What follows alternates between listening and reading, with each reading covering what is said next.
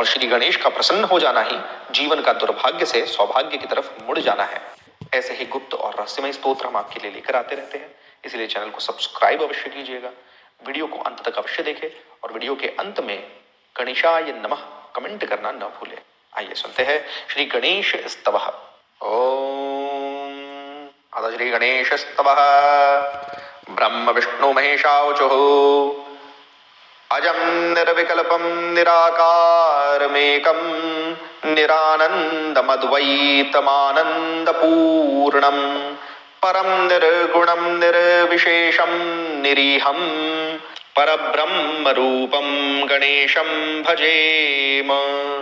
गुणातीतमाद्यं चिदानन्दरूपं चिदाभासकं सर्वगं ज्ञानगम्यं मुनिध्येयमाकाशरूपं परेशं परब्रह्मरूपं सुरादिं सुखादिं युगादिं गणेशं जगद्व्यापिनं विश्ववन्द्यं सुरेशं परब्रह्मरूपं गणेशं भजेम। रजो योगतो ब्रह्मरूपं श्रुतिज्ञं सदा कार्यसक्तं हृदाचिन्त्यरूपं जगत्कारकं सर्वविद्यानिधानं परब्रह्मरूपं गणेशं नतास्मः। सदा सत्वयोगं मुदा क्रीडमानं सुरारीन् हरन्तं जगत्पालयन्तम् अनेकावतारं निजज्ञानहारं सदा विष्णुरूपं गणेशं नमामः। तमो यो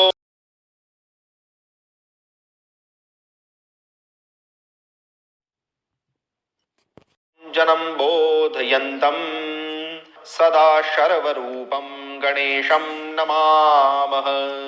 तमस्तोमहारं जनाज्ञानहारं त्रयीवेदसारं परब्रह्मपारं मुनिज्ञानकारं विदूरे विकारं सदा ब्रह्मरूपं गणेशं नमामः। निजैरोषधीस्तर्पयन्तं करोद्यैः सरौघान् कलाभिः सुदास्राविणीभिः दिनेशांशुसन्तापहारं द्विजेशं शशाङ्कस्वरूपं गणेशं नमामः।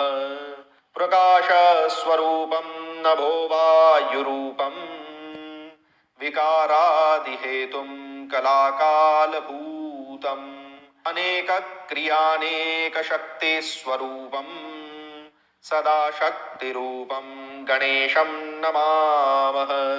प्रधानस्वरूपं महत्तत्त्वरूपं धरावारिरूपं दिगीशादिरूपम्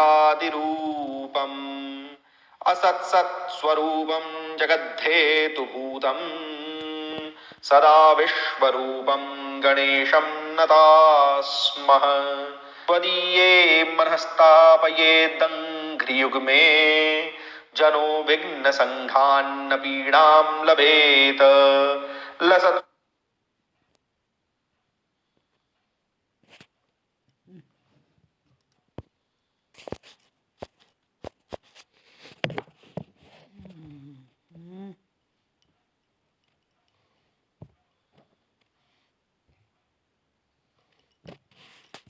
सूर्यबिम्बे विशाले स्थितोऽयं जनोध्वान्तपीडां कथं वा लभेत। वयं भ्रामितः सर्वथा ज्ञानयोगात् लब्धा तवाङ्घ्रि बहुन् वर्षपूगान् इदानीमवाप्तास्तवैव प्रसादात् प्रपन्नान् सदा पाहि विश्वम्भराद्य। गणेश उवाच इदं यः पठेत् प्रातरुत्थाय धीमान् त्रिसन्ध्यं सदा